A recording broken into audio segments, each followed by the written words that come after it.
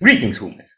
I'm Andrei. Welcome back to the Windmill of Corpses. I'm here with Sergei Metalheart and Lev, I'm not gonna try that, from Oceans on Orion, vocalist and guitarist. Thank you very much for joining. How are you guys doing? Well, fine, man. We're good. Thanks for having us. It's a pleasure. Thank you for joining. All right. So to get right into it, most of my questions are going to be about your debut album, Start From Nothing. It was released just a few months ago. I want to know how has the response been so far, and how do you feel to have it released? It's received a lot of really positive responses. I think it was very funny and interesting to be classified as prog metal when honestly, that is not what we set out to do in any kind of shape or form. But, people associate music with what they associate, and I respect that deeply, and that's very cool. It feels amazing to have the album out because it's been such a long, long time coming. Some of these songs that were released, we're seeing their fourth, fifth version and movement through time, and like different angles, different thoughts, and just it's been a lot. So seeing it finally out is like a big release. It's good. Feels good. Yeah. Awesome. Yeah, we got a lot of positive reviews and a couple of interviews, and actually we had a lot of response online and pretty globally. So some from unexpected countries we didn't even targeted when we were promoting our album. So and the variations of reactions and feedbacks are pretty amazing. Like it starts from labeling us as metalcore to prog metal and hard rock and whatever.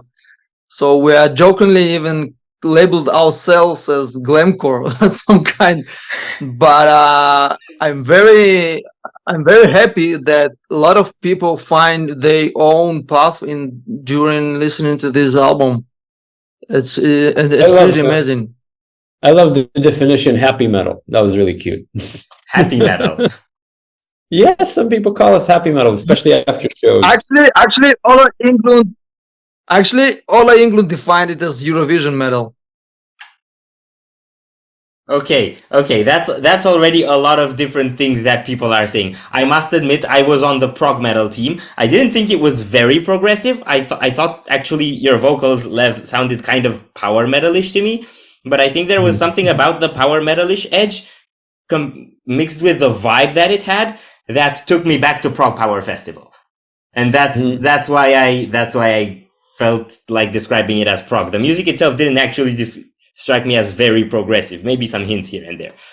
I'll give you this much though. It is very written. It's not as improvised. Like everything has. It's very intentional. It's not by chance. Like there are very few notes there that weren't, intended. Mm-hmm. So in that sense, maybe it is a little bit like classically oriented or like proggish, but it's pretty straightforward rock and roll, man. It's just good songs, a tune, a backbeat lyrics that mean something, and just kick some ass. No one set out to do something very smart or unusual in that context. Actually, I can understand when the prog thing coming from. Mostly is I assume that most of it is coming from more atmospheric thing. On songs like Tame, like there is some proggish vibe, and also Confront Yourself, that the structure is kind of a bit progressive. Yeah, progressive-ish. So maybe progressive-ish. Yeah. So there is some part of the album they have that thing, so it can sound in more progressive than more than we meant to. Yeah.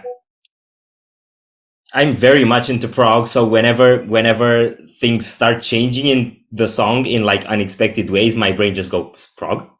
and then I guess it's almost like a wishful thinking process from there, because I like prog. Okay, would you guys be able to give me an overview of how working on this album was like? How long it took? How you approached writing? Do you lead with vocals? Do you lead with the story or lyrics that the song has to say? How does it all go, and how do the songs come together? So for me, writing is about life. It's about you experience something and then it sort of materializes into this fragment. And usually that fragment has a bit of everything. It has a bit of arrangement and a bit of, and a few words and a melody. And it's like the whole thing, but just like a fragment. And then, in writing, the actual process of writing is finding where that fragment fits and what was around it, and like collecting all these bits and pieces into something that makes sense. And you're not sure entirely if the bits and pieces make sense. And there's a faith in that where you're just like, I don't know, figure it out. And then eventually it comes together and it becomes something. And I always like to use a metaphor. It's like looking at a complete art form through like a piece of glass or like a cup filled with something like beer. Because it's all like, it's crooked. You know that it's good on the other side, but it's like crooked. So you have to twist it in order to try and understand. And some of the straight lines, they look crooked. And some of the crooked lines, they look weird. And you just like twist the glass a little bit. And eventually something comes out. And with this album and these songs, some of them were quite a long time coming. And some of them were brand new. And some of them took 12 minutes to write. And some of them took probably 10 years and 6 variations. So very, very different ones. Tame, for instance. Tame is one of those songs. Tame was originally written in like 2006. Wow. I wasn't even listening to metal or music in 2006. And let me know, it was sounding like really different from how it sounds today. I mean, like it was like very, very emo song. I mean, really. If you consider the lyrics, you'll see that the emo theme is pretty strong in this album. I'm a big fan personally, but like, yeah. But Tame is one of those songs that really kind of changed a lot and developed over time. Evolving. Yeah, evolved is a good word. Mm-hmm. Yeah. It's also one of the songs that were more stand out from the album for me. Of course, Aliki's participation on it also had a big part in that, but I think it was also the only song that struck me as like dark in a way, mainly because of the keyboard theme and like sort of pressing atmosphere it had. A lot of the other songs felt either like more melancholic or more fist bumpy or energetic, and I guess had more straightforward emotions. And this one was kind of more ambiguous, and it was a bit more difficult to figure out what it's actually on about. This song was the last one that I arranged for this album, I think. Is it true, Sergei? Correct me if I'm wrong. My memory sucks in these things. It was the last one we made like for mixes. Yeah, so it was the last one that I arranged. Like this was the very last one. And I think it was like during COVID, if I'm not wrong. It was still during COVID when it was ready to go in terms of arrangement. So yeah, there's a lot of pressure on that one. Okay. 2 thoughts. First thought, now that you mentioned COVID, I'm actually getting slight COVID vibes off the video, particularly the fact that there are all these really crammed, narrow areas where the video is shot, which relates to the claustrophobic feeling of being stuck at home for a really long time. And the second thought I have is, I really appreciate your dedication to turn the beer glass around until you can see what's behind him. I would just drink the beer. And miss the painting. Yeah, with the painting. Yeah. Yeah. All right. Next question. Do you have disagreements when you compose or record or make your music in any way, shape, or form? And if you do, how do you handle them? Fist fight, obviously. Straight up fist fight. Just MMA it out. Luckily for Sergei, he's the biggest guy in the group, so yeah. The rest are quite small, so the decision making is fairly simple. They do what I say, and they do it my way. Yeah, good man. Yeah, actually, so the way our writing works is that for most part, it's I come up with fairly sorted and well argued sketches that work, right? But they always have a little bit of they're not quite as full and complete as they want. So I'd write a drum line, but I wouldn't write the way the hi-hat articulates. I would leave that for the drummer. Or I would write a guitar line and I would say, here there needs to be a lead in this style, but the guitarist gets this space to sort of decide what specifically happens. Or here there would be the bass line. There would be a breakdown, and we can like fuck around and find out what kind of breakdown that is. But like that sort of thing. But for the most part, the arrangements come in like 90% or 80% done. And then we kind of fine tune them with our own stuff. And like the best moment for that would be in Tomorrow's Rain. There's like this really weird little da da da da da da da da da kind of thing that's like, who the fuck wrote that? I'll tell you, I didn't write that. That was the drummer. He just went, when he recorded the drums, he did that line. And I'm like, I think we're all going to do that. So, and then we did, and that's what ended up on the album. It ended up becoming a unison instead of a fill, and I thought it was awesome. So that sort of thing are the happy accidents that make this not a solo project. These are the happy accidents that make this into a band, and I love it very much. Okay, yeah, that's really nice. So basically, you come with the idea of what the song has to be, but then all the details that describe how it's gonna look like as a whole, not just the main body of it, is put together by the whole band. That's really nice. And I assume it must be pretty cool for you too, since I assume if the songs are your ideas, that there must be personal to some level, and then to have other people shape them with their own creative input, I assume must be quite fulfilling as well. It's great to have people, do. If you've ever done anything that means anything to you, whenever someone else picks up the reins and runs with it, that is the least obvious thing that could be in the world. Someone picking up your burden, quote unquote, and just putting their shoulder under it and like pushing forward. That's I think I will never stop being grateful for that. From the people and for the it's the biggest thing that someone could give you. Yeah, awesome. Okay, next question. Lyrics. Where do you get inspiration for them, and how does it map then onto the full lyrical content of a song?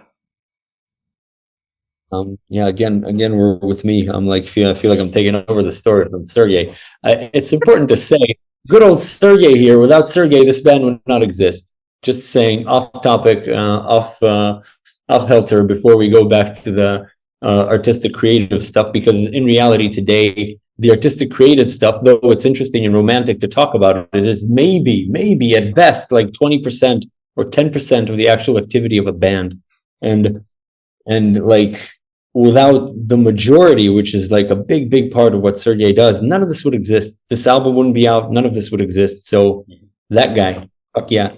And back to sorry, I don't know if I'm allowed to say that. Anyway, so back to the lyrics. So as a poet, no, but so I love lyrics. Lyrics are fascinating in my view, and I'm very big on structures and finding real expression. They always come from something that's grounded in reality, and then they get developed. But it's things from life. It's vignettes, it's moments, it's experiences. I don't write at the computer. I write in the world, and then I just like record snippets. And remember we said fragments? So I take the fragments, piece them together, and then they make sense or don't. But it's the same. It's not separate from me, the lyrics and the melody. It's a Catholic wedding, in my view. They come together.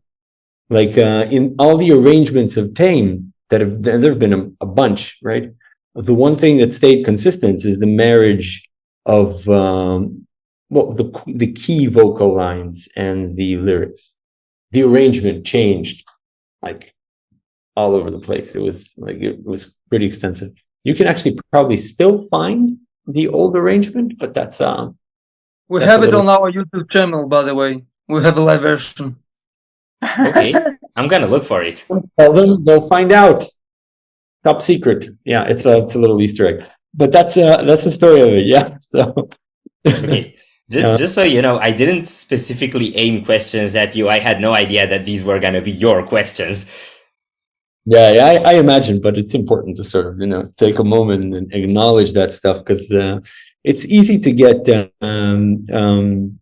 it's so easy to consider the art as the main thing, and like the music and the writing and all those romantic things is like, that's the bottom line, and it really isn't, because in reality, if you view it as the bottom line, you end up carrying a big bag full of songs and like stones that just sit and weigh on you, that no one hears and no one knows, no one cares, and it just weighs you down, and it's a horrible fate that I would not recommend to anyone. So if you are a songwriter, get yourself a Sergei. I got me one, and that was the best choice we did as a band. Yeah.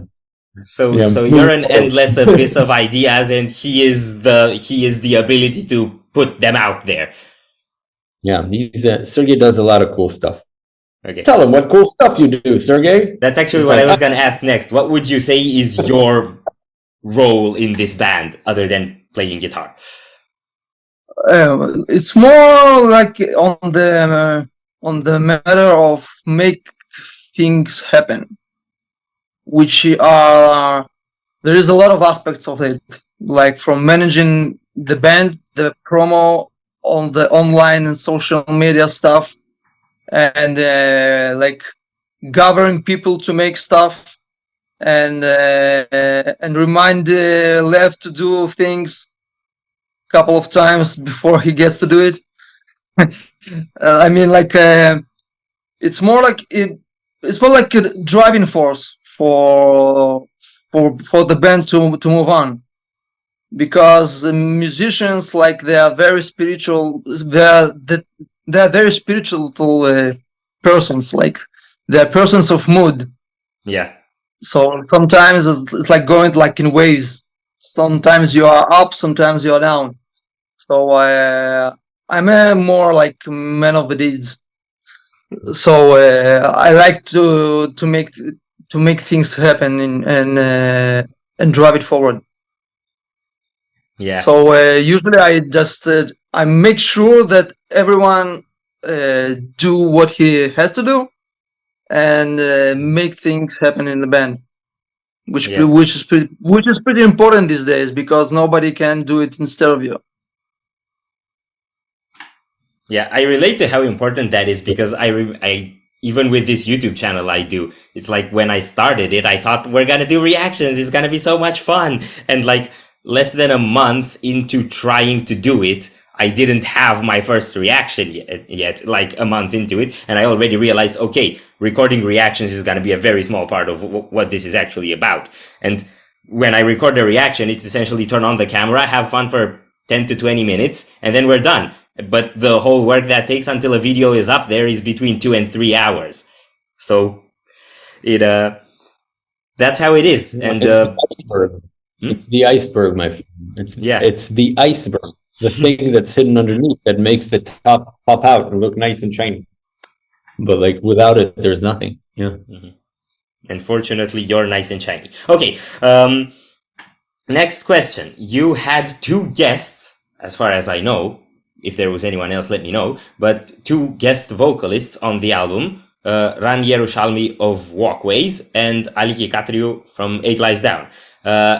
Why and how did you end up working with these guys, and how was the collaboration? Well, it was a great collaboration on both sides. So I know Ran for like forever, since like, I don't know, probably 15 years. I know him. We've been friends for a long, long time. and we've known of each other, and we know each other for a long time. And when this song came up, Weaponized Misery, and I felt like, yeah, this needs someone formidable, right? And he was one of a very, very short list of people that was on my mind that I would love to sing with. And happily he was on board, and he did the video with us, and it was a very easy, fun collaboration. He also added a lot of his own little twists that kind of brought the song together. I think in many ways, without his input, this song would not have been as good. And it turned out to be like one of the more dominant songs on the album. So good on him, Ron. Yeah, dude kicks ass. Yeah. I felt like it was definitely the heaviest song on the album. So like the screaming voice totally made a lot of sense. I don't know Walkways all that well, so this was actually my introduction to his voice, and that's a band I still have to check out. But Aliki, I've actually been quite a fan of. Good. They're very good. You like them. They're very good. Yeah, I also know they toured with Stardust once, so that should be a bit of a hint as well. Okay, and Aliki, how did you get in touch with her? So I know Aliki through Noah, the singer of Stardust, and we spoke a bunch of times. And I had seen her. When she, like later on, when she visited Israel. And for Tame, we always thought that it would be very cool to do a switch up on the old Beauty and the Beast concept, you know, where typically there's like a bearded man going, rah, rah, rah, rah, rah, rah, and there's like a lady, right? And we were like, let's fuck that up. I'm gonna sing high and metalish, and we're gonna get a girl that's gonna melt faces, and not Wiki. And then the rest was history, and it was so cool, especially when she came in to do the video, and we had a couple of film days. A ton of fun. Yeah. Okay. Next question. Videos. You had a lot of them for songs of this album, and I think many of them were actually released before the album. How is working on videos for you? How much time do you spend going location hunting, and how do you choose sort of what the video has to look like and all that stuff?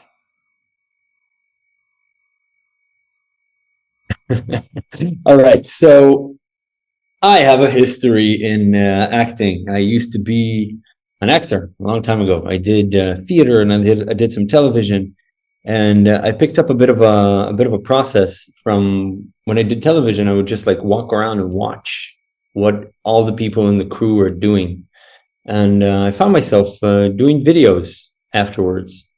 I did videos for my older band, and then when it came to do videos for us, it kind of developed into this really effective process. I also did a bunch of videos for Stardust way back when. Wow, which ones? As a director on some. So Queen of Insanity, I was the director on that. And what else?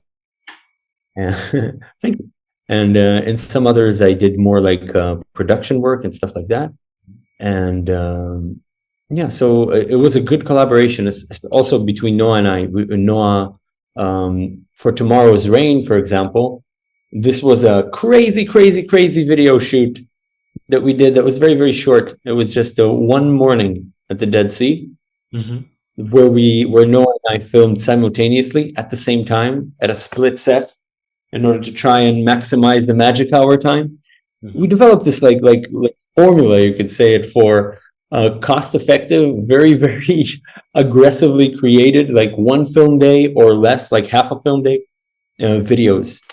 And I love making videos. I think it's one of the perks of the trade. It's like you feel like a special forces unit, because everything needs to come together like really quickly and really fast, and you have no time, and the dynamic and energy of it is incredible, and it all happens aggressively and fast, and it's a kick-ass environment. I like it a lot.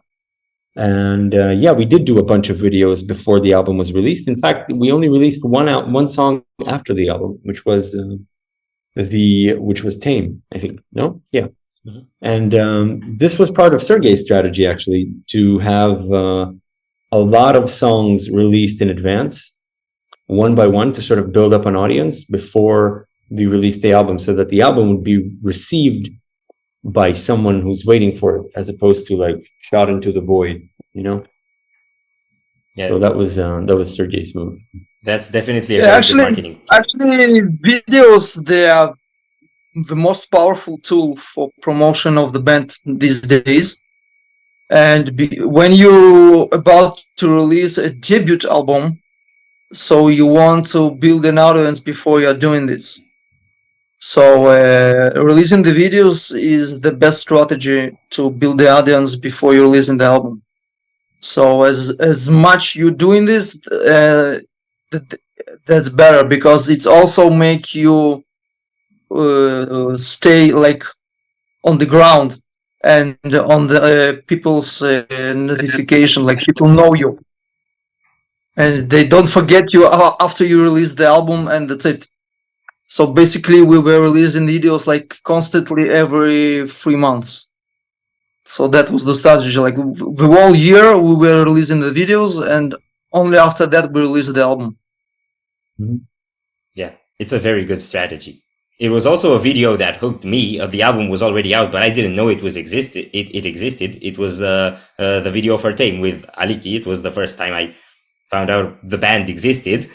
And yeah, I got hooked right away. It was a very good video. The song was catchy. Everything just grabbed me. And then I was like, I want to listen to this band. So I assume... Yeah, so basically releasing the videos constantly is the good practice, even when you don't have an album to release. So basically you have to do it like every 3-4 months, just to stay knowledgeable for your audience. Yeah. So this is why we released another video like 2 months after the album release also. Yeah. Just to have ourselves online. Yeah, I've seen more bands do that, and I can certainly say for me as a fan, those are the bands that I perceive as the band that I've been listening to more so than a band I saw once or an album I checked out once. Because there are like multiple occurrences that they grab my attention over a span of time, and then that stays in my head. Spirit Box, for example, does this really, really well. Ever since I found Spirit Box, it's like they're always in my face. They always hit me on social media. I don't know if you know the band. It's a... Yeah, no, I know that. Yeah. And I assume this must also be a good strategy for like you guys, the band, to stay together and like not end up losing contact for a long period of time, right? That's true. Okay. Yeah. Now I have a question that actually is oriented at Lev. How annoying was it during the Love video to have to stay there and be smeared on the face for a really long time?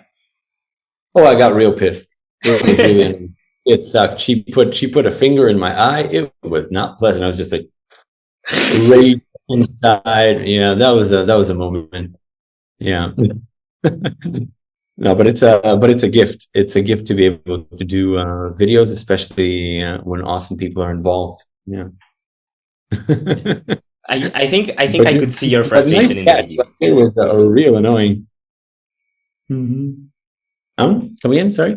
I was saying I think I could really see your frustration in the video. Yeah, it was real. Yeah. Okay. It's really funny. So like no drama.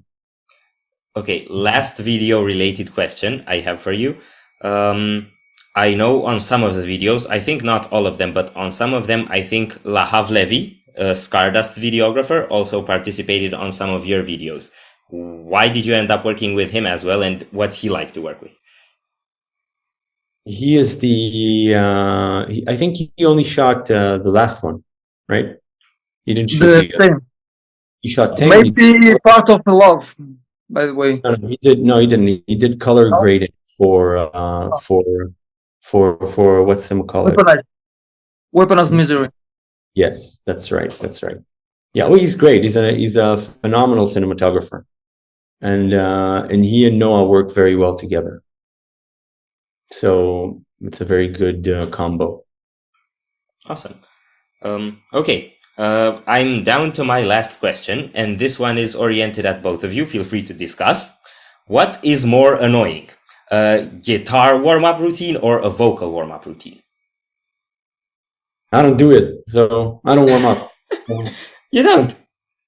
No, I just talk. When I talk, I warm up. I've never been into extensive vocal warm-ups. I've always thought that was and maybe I'm wrong, maybe this is a bad idea, but for me, I just don't put the craziest song as the first one, and then everything else sort of falls into place. I don't know, guitar warm-up, what do you say, Sergei? Actually, the only case when I'm warming up is just a bit before the show, before going on stage.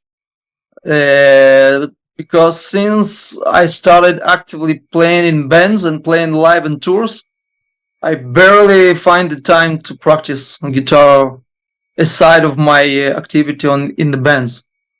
And since I'm involved pretty hard on every managing, promoting stuff, so I really don't have the time. I can't find the time to practice guitar, which I'm not happy with.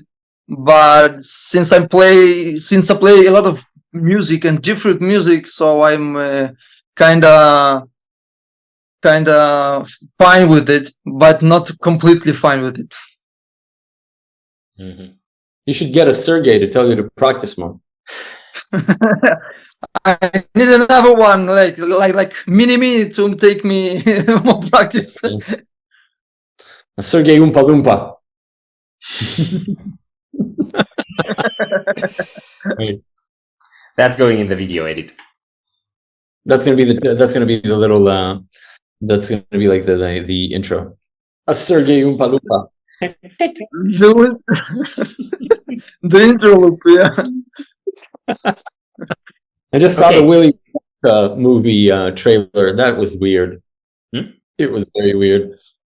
I'm not sure what trailer you're talking about. Willy Wonka, the one with Timothy Chalamet. Are you familiar? You're familiar where the term Oompa Loompa comes from? Yeah, right? yeah. Chocolate Factory, exactly. So they're doing a prequel with Timothy Chalamet from Dune, with Timothy Chalamet, and they have what's his name?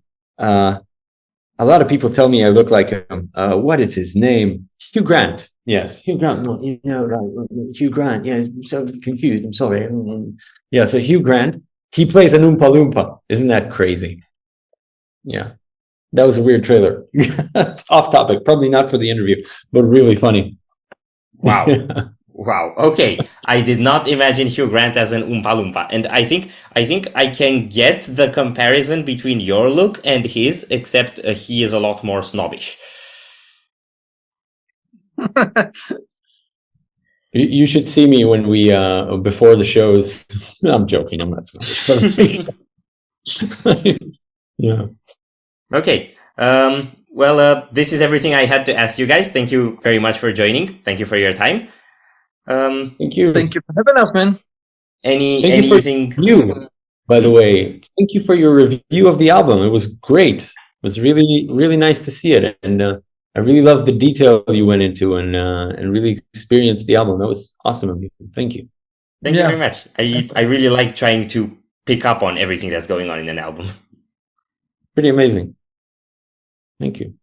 So if you enjoyed this interview, we'd greatly appreciate the likes and shares. And if you want to see more, don't forget to subscribe with bells on. And we'd love to see you back in the next video very soon. Corpse out.